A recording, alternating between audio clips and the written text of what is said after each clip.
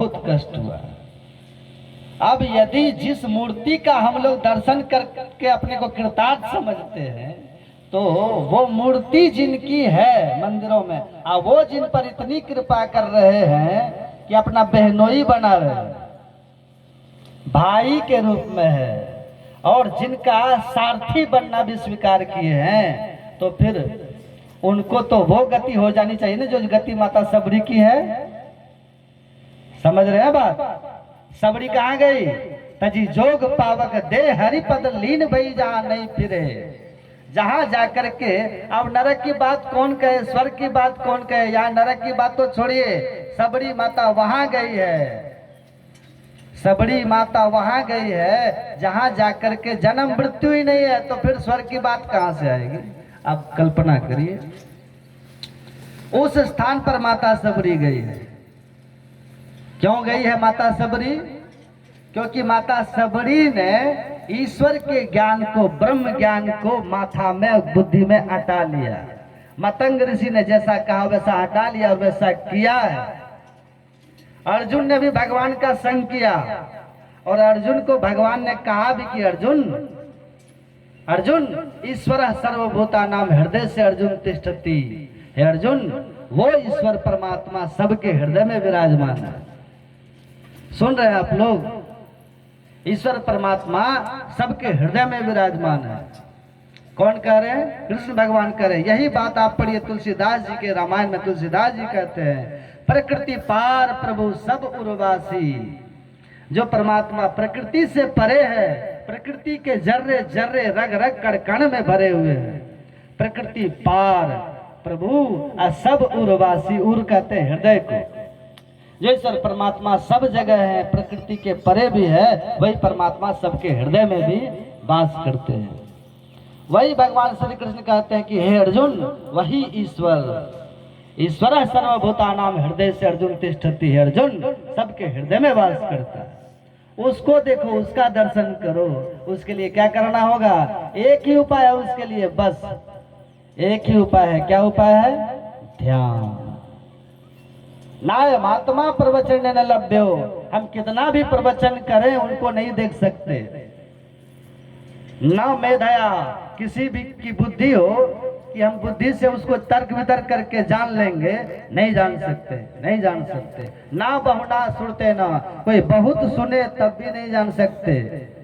न बहुत बोलने वाला जान सकते हैं, न बहुत सुनने वाला जान सकते हैं, ना बहुत तीक्ष्ण बुद्धि वाले उनको जान सकते हैं, तर्क वितर्क करने वाले जान सकते हैं।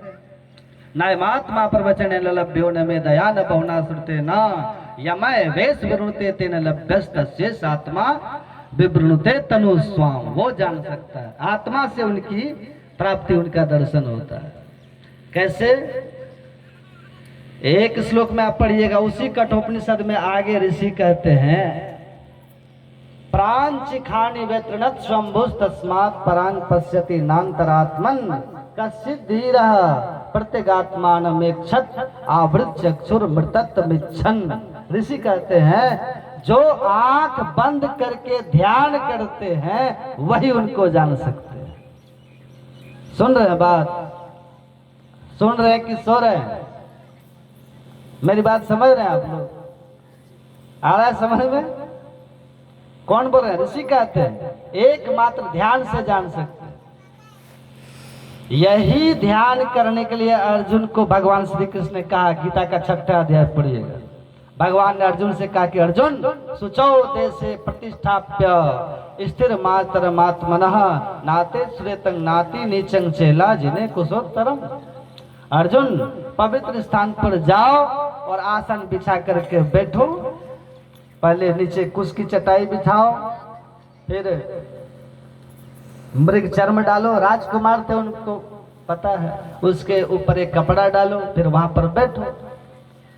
आसन बिछा करके बैठ करके भगवान कहते हैं, और उस पर बैठ करके मन को लगाओ, ध्यान करो, मन को स्थिर करो। अर्जुन बैठा और तुरंत उठ गया।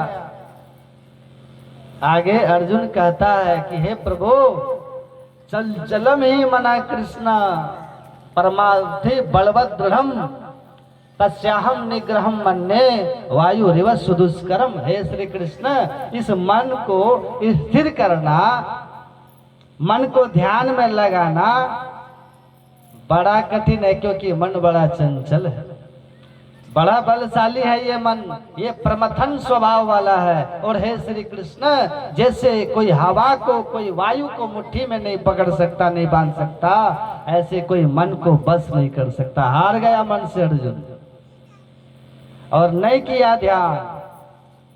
भगवान आगे कहा भी कि अर्जुन घबराओ मत, करो अभ्यास करो, अभ्यासे न तू कौनते वैराग्य न चक्रियते। अभ्यास करो और वैराग्य पूर्वक अभ्यास करो, हो जाएगा। यही काम अर्जुन ने नहीं किया। हमारे गुरु महाराज जी कहते हैं पदावली में, हमारे गुरु महाराज जी कहते हैं ध्यान भजन हीन, जो ध्यान नहीं करेंगे, ध्यान से जो हीन है, ध्यान भजन हीन लही हो न प्रभु धन, को कहा भय सुभक्त पढ़ी गई मात्र मन। जो ध्यान नहीं करेंगे तो कभी भी ईश्वर का दर्शन नहीं कर सकते। अर्जुन ने वही काम नहीं किया। आ माता सबरी, देखिए नवधा भक्ति का उपदेश भगवान ने जो किया है, भगवान ने किया ना, अब भगवान क्या बोल दिए? भगवान ने कहा सकल प्रकार भक्ति दृढ़ तोरे। हे सबरी, तुम्हारे पास सब प्रकार की भक्ति है, और उसी में जो छठी सातवीं भक्ति है ना, यही छठी सातवीं भक्ति दृष्टि योग और नादानुसंधान है। ये बिंदु ध्यान, नाद ध्यान, ज्योति ध्यान, नाद ध्यान, ब्रह्म ज्योति का ध्यान और ब्रह्मनाद का ध्यान, छठी सातवीं भक्ति, जिसका उपदेश श्री कृष्ण भगवान ने अर्जुन को किया है। वो सबरी ने कर लिया, उनको वो पद मिल गया। जो करते हैं ना उनको मिलता है। अब आप कहिए कि बाबा ध्यान करने से ईश्वर कैसे मिलते हैं, क्यों मिलते हैं? सुनिएगा ध्यान से, बस अब थोड़ा सा कहेंगे। ध्यान करने से ईश्वर का दर्शन क्यों होगा? कारण क्या है? जल चढ़ाने से क्यों नहीं होगा? गंगा स्नान करने से क्यों नहीं होगा? तीर्थों में जाने से क्यों नहीं होगा? कहिए तपस्या करने से क्यों नहीं होगा? दान करने से दर्शन ईश्वर का क्यों नहीं होगा? ध्यान करने से दर्शन क्यों? कारण क्या है? तो अब सुनिए, ध्यान से सुनिए। मैंने पहले कहा ना, ईश्वर का दर्शन उनको होता है जिनको पहले अपना दर्शन होता है। ये सूत्र है, सूत्र को याद रखिएगा। ये सूत्र है, जो कोई रूह अपनी देखा असो साहब को देखा। जो अपनी आत्मा को देखते हैं पहले वही ईश्वर को देखते हैं। ये सूत्र है। अब देखिए, हम तीर्थ में जाते हैं, तीर्थों में हम जाते हैं तो अपना दर्शन होता है क्या? गंगा स्नान करते हैं, अपना दर्शन होता है? कहिए। आप दान करते रहिए जीवन भर, अपना दर्शन होगा? आप कर्ण की तरह दानी हो जाइए, दर्शन होगा? नहीं होगा। आप बड़े से बड़े दानी हो जाइए, अपना दर्शन होता है? नहीं होता। आप बहुत परोपकार का काम करिए, अपना दर्शन होता है? स्कूल बनवाइए, दर्शन होगा? हॉस्पिटल खोलिए, दर्शन होगा? गौशाला चलाइए, दर्शन होगा? मंदिर बनवाइए, क्यों नहीं होगा? हम हॉस्पिटल बनाएंगे तब भी इंद्रियों के संग में है। हम मतलब कौन? आत्मा, जीव। आप और हम जो जीवात्मा है ना, ये जब अकेले में रहेंगे तब ईश्वर का दर्शन होगा। अभी अकेले नहीं है। अभी क्या है? अभी हम इंद्रियों के संग में हैं। समझ रहे हैं बात? अभी हम इंद्रियों के साथ में जीव हो गया है। अभी इंद्रियों के अधीन में जीव हो गया है। इंद्रियां हमारी कितनी है? सबको ही जानते हैं। इंद्रियां हमारी है 14। 5 ज्ञान की इंद्रिय है। कौन सब? आंख, कान, नाक, जीभ, चमड़ा। 5 कर्म की इंद्रियां है। कौन सब? हाथ, पैर, गुदा, लिंग और मुंह। 4 अंतःकरण अर्थात अंदर की इंद्रियां। कौन सब? मन, बुद्धि, चित्त, अहंकार। ये 14 जो इंद्रियां हैं, इन 14 इंद्रियों के अंदर हो गया है ये जीव, बस में हो गया है ये जीव। और जब तक 14 इंद्रियों के साथ में रहेंगे तब तक जो ज्ञान होगा ना वो माया का ज्ञान होगा। समझ रहे हैं बात? जैसे आप दीपक जला दीजिए, दीपक या एक मोमबत्ती आप जलाइए, अब मोमबत्ती के चारों तरफ आप लाल रंग, हरा रंग का प्लास्टिक लगा दीजिए, हरा रंग का शीशा लगा दीजिए आप, तो बाहर कैसी रोशनी निकलेगी? हरा हरा निकलेगी ना। आप उसी मोमबत्ती के चारों तरफ से पीला शीशा लगा दीजिए, तब कैसा रंग निकलेगा? पीला निकलेगा। मतलब मोमबत्ती का जो प्रकाश है उसके बाहर जैसा शीशा लगा है वैसी रोशनी निकलती है, वो शीशा होकर के जो निकलती है ना, इसीलिए रोशनी का रंग है कुछ पर निकल रहा है कुछ, असली उसकी रोशनी निकल नहीं रही है। कैसी रोशनी निकल रही है? तो शीशा के रंग की रोशनी निकल रही है। ऐसे ही अभी हमको जो ज्ञान हो रहा है ना, कैसा ज्ञान हो रहा है? इंद्रियों के अनुकूल ज्ञान हो रहा है, इंद्रियों के अनुकूल ज्ञान हो रहा है। आंख से देखते हैं आपके अनुकूल, आंख के अनुकूल, कान के देखते हैं, कान से सुनते हैं, कान के अनुकूल। ये क्या करते हैं? आप पढ़िए, रामायण में लिखा है, लक्ष्मण जी ने राम भगवान से पूछा कि प्रभु माया किसे कहते हैं? तो राम भगवान ने कहा, गो गोचर जहां लगी मन जाई, सो सब माया जाने उबर। हे भाई, गो गोचर, गो मतलब इंद्रियां, गोचर मतलब जहां इंद्रियां जाती है वो भी, इंद्रियां भी और इंद्रियां जहां जाती है वो भी। मतलब आंख जो देखती है वो भी, कान जो सुनता है वो भी, मुंह जो बोलता है वो भी, वो सब क्या है? भगवान कहते हैं माया है। आप सुनिएगा ध्यान से, सुनते नहीं आप लोग ध्यान से। आंख देखती है क्या? आंख देखती है? अगर आंख देखती तो मुर्दा की ना आंख देखती। अगर कान सुनता तो मुर्दा में भी तो कान होता है ना, मुर्दा सुन लेता। कहिए।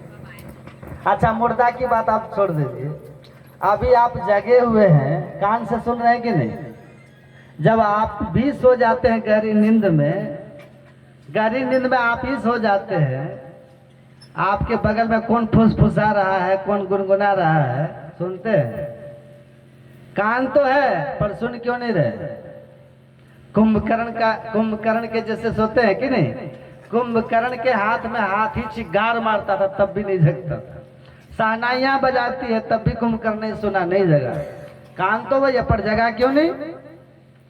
इसीलिए नहीं जगा, जब आप सोते हैं ना गहरी नींद में, आपका कनेक्शन कान से हट जाता है, आपका जो लगाव, जो जुड़ाव है ना, जो कान से फंसा हुआ है वो खत्म होता है। इसलिए कान रहते भी कान सुनता नहीं है। मतलब ये हुआ, कान नहीं सुनता, कान के माध्यम से सुनने वाले आप हैं।